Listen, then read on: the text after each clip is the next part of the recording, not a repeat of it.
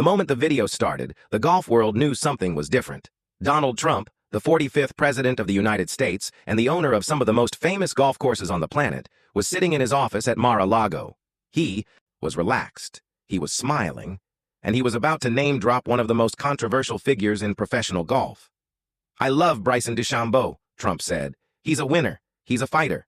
He's exactly the kind of player this country needs." The interview was not about golf. It was about politics, about the election, about the future of America. But within seconds, the clip was clipped, shared, and analyzed by every golf outlet on the planet. What did Trump mean? Why did he mention Bryson DeChambeau? Was it a compliment?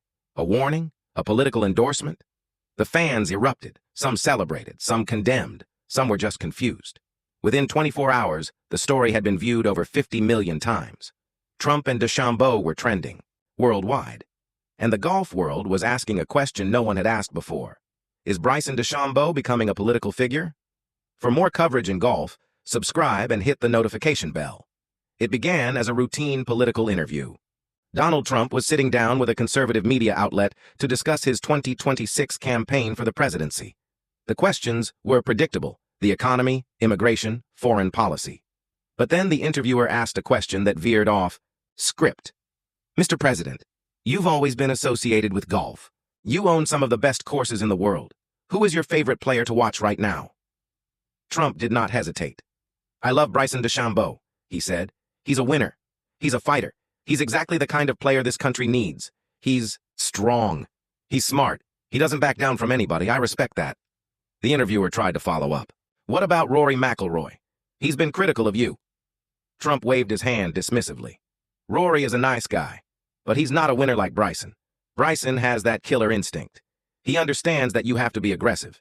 You have to take risks. That's why he left the PGA Tour. That's why he joined LIV. He knew what he wanted and he went after it. I respect that more than I can say." The clip was only 30 seconds long, but it was enough. Within minutes, it was everywhere. Golf Channel played it on a loop. ESPN discussed it during SportsCenter. Social media exploded with reactions. Some fans were thrilled, others were horrified. Many were simply confused. Why would a former president, in the middle of a campaign, take time to praise a golfer? And why that golfer? To understand the reaction, you have to understand the unique position of both men. Donald Trump is the most polarizing figure in American politics. Half the country loves him, half the country hates him. There is very little middle ground. Bryson DeChambeau is similarly polarizing within the golf world. He has fans who admire his unorthodox approach and his willingness to challenge authority. He has critics who see him as arrogant, entitled, and destructive to the traditions of the game. Trump's mention of DeChambeau was not random. The two men have a history. DeChambeau has played at Trump's courses multiple times. He has praised Trump in interviews. When Trump was shot at a rally in 2024, DeChambeau posted a message of support on social media. "Praying for President Trump," he wrote, "the strongest man I know." That post was shared thousands of times. It cemented DeChambeau's reputation as a Trump supporter in the eyes of many fans. But DeChambeau has never formally endorsed Trump. He has never appeared at a Trump rally. He has never donated to Trump's campaign. His political views, to the extent that he has expressed them, have been vague. He is a businessman. He is a competitor. He is not a politician. Trump's mention of him, therefore, felt like an embrace. It felt like an endorsement. It felt like Bryson DeChambeau was being pulled into a world he had tried to avoid. The reaction from DeChambeau's camp was swift. His agent released a statement. "Bryson is focused on golf. He has no plans to become involved in politics. He appreciates the kind words from President Trump, but has nothing further to add." That statement was meant to calm the waters. Instead, it had the opposite effect. By not explicitly distancing himself from Trump, DeChambeau was seen as endorsing Trump by silence. The fan reaction to Donald Trump's mention of Bryson DeChambeau has been nothing short of explosive. Social media platforms have been flooded with comments, memes, and heated debates. The golf world, which was already divided along political lines, has become even more fractured. Let us examine the different fan responses. Trump supporters were thrilled. For them, Trump's praise of DeChambeau was validation of everything they admired about the golfer. "Bryson is a patriot," one fan wrote. "He's not afraid to stand up to the woke mob. That's why Trump likes him. That's why we like him." Another fan wrote, "I've been a Bryson fan since day one. Now I'm an even bigger fan. Anyone Trump respects is okay by me." Many Trump supporters said they would start watching Live Golf specifically because DeChambeau plays there. If the PGA Tour doesn't want Trump supporters, fine. We'll watch live, one fan posted. Trump critics were equally loud. For them, Trump's praise of DeChambeau was a reason to dislike the golfer even more. Bryson just lost me as a fan, one person wrote. I don't care how far he hits the ball. If he's aligned with Trump, I'm out. Another wrote, this is exactly why I stopped watching golf. It's becoming a political sport. I just want to watch competition, not endorsements. Some fans called for DeChambeau to be banned from the majors. Others said they would boycott any tournament he played in. The most interesting reactions came from fans who were caught in the middle. These are golf fans who do not care about politics. They just want to watch great golf. They were frustrated that a sport they love has become a battleground for cultural wars. Can we please just talk about golf? One fan wrote. I don't care who Trump likes. I don't care who Bryson votes for. I just want to watch him hit bombs. Another fan wrote, I'm so tired of this. Every day there's a new controversy. Can we go back to arguing about whether anchoring a putter should be legal? The media also played a role in amplifying the controversy. Cable news networks that never cover golf suddenly devoted segments to the story. CNN framed it as Trump embraces controversial golfer. Fox News framed it as Trump praises American champion. Both sides used the story to advance their own narratives. Neither side cared about the golf. Bryson DeChambeau himself has remained mostly silent. He has not responded to Trump's comments directly. He has not posted about them on social media. He has not given interviews. He has simply continued to practice and play. His silence is strategic. If he criticizes Trump, he alienates Trump supporters. If he praises Trump, he alienates Trump critics. By saying nothing, he hopes the controversy will fade. But in the age of social media, silence is not neutrality. Silence is interpreted as agreement. And the longer DeChambeau stays silent, the more the speculation will grow. The political implications of Donald Trump's mention of Bryson DeChambeau extend far beyond the golf world. This is not just a story about a former president praising a golfer. It is a story about how sports and politics have become inseparable in modern America. And it is a story about how athletes are being forced to choose sides in ways that were unimaginable a generation ago. Consider the history. In the past, athletes could remain neutral. They could say, I'm just here to play the game, and fans would accept that. No longer. Today, silence is interpreted as complicity. Every athlete is expected to have a position on every issue. Those who refuse to speak are criticized for their cowardice.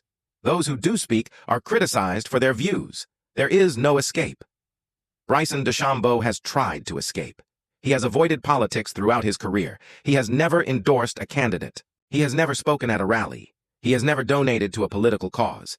His social media presence is focused entirely on golf. He posts about his swing. He posts about his workouts. He posts about his victories. He does not post about elections or policies or controversies.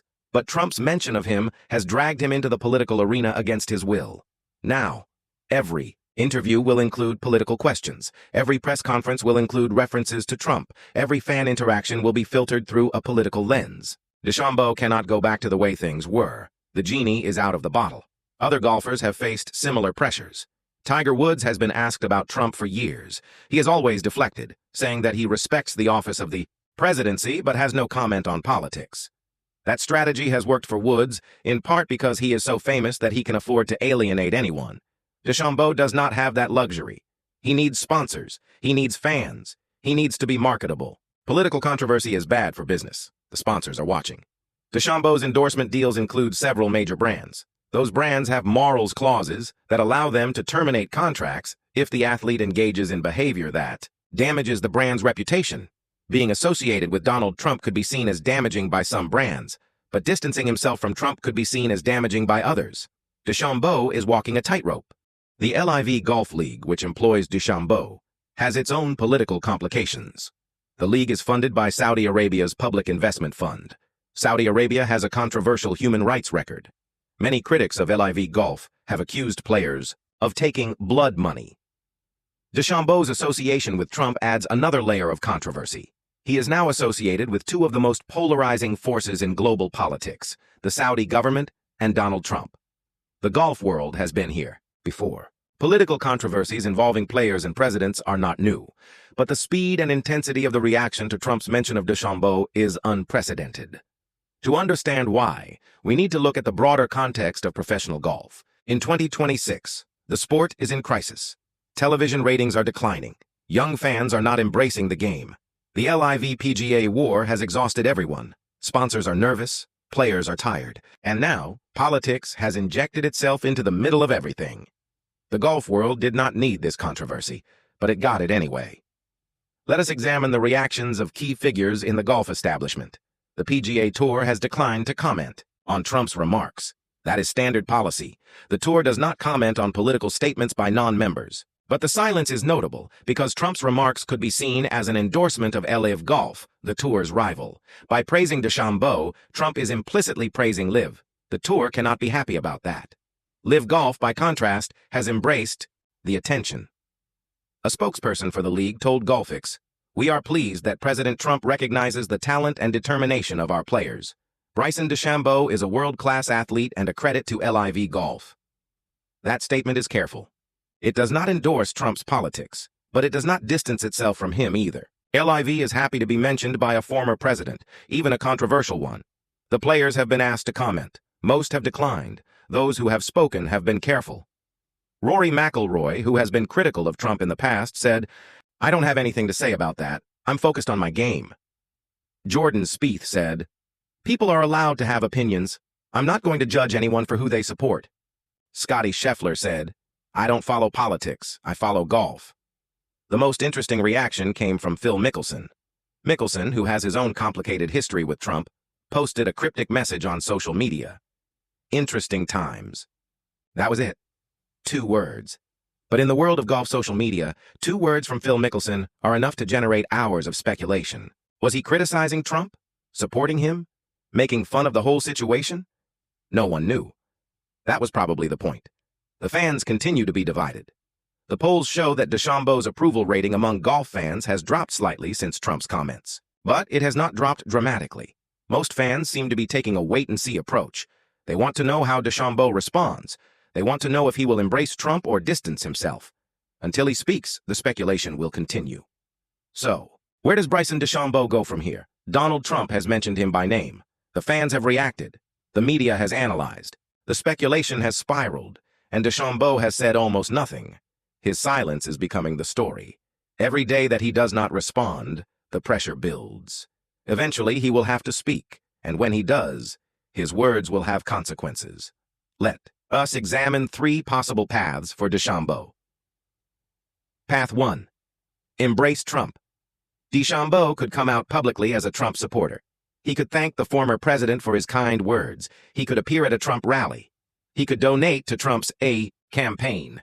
This path would endear him to Trump's millions of supporters. It would also make him a hero to the conservative base, but it would alienate the half of the country that opposes Trump. He would lose sponsors. He would be booed at tournaments. His brand would become permanently political. This path is risky but potentially rewarding if Trump wins the presidency. Path 2. Distance himself from Trump. DeChambeau could release a statement saying that he appreciates the compliment but does not endorse any political candidate.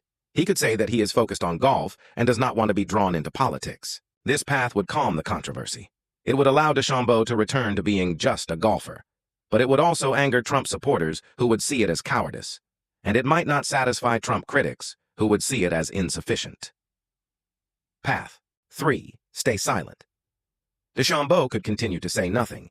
He could refuse to answer questions about Trump. He could hope that the controversy fades. This path is the easiest in the short term. It requires no difficult decisions. But in the long term, silence is not sustainable. Every press conference will include questions about Trump. Every interview will include references to the former president. DeChambeau cannot avoid the issue forever. Which path will DeChambeau choose? According to sources close to him, path 2 is the most likely. Bryson is not a politician, the source said. He doesn't want to be a politician.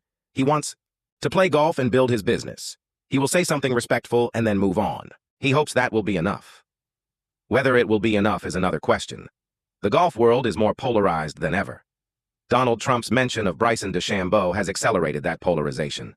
And Bryson DeChambeau, the scientist, the bomber, the defector, now finds himself at the center of a storm he never asked for. The fans are watching. The world is watching. And the only thing everyone agrees on is that this story is not over. For more coverage in golf, subscribe and hit the notification bell.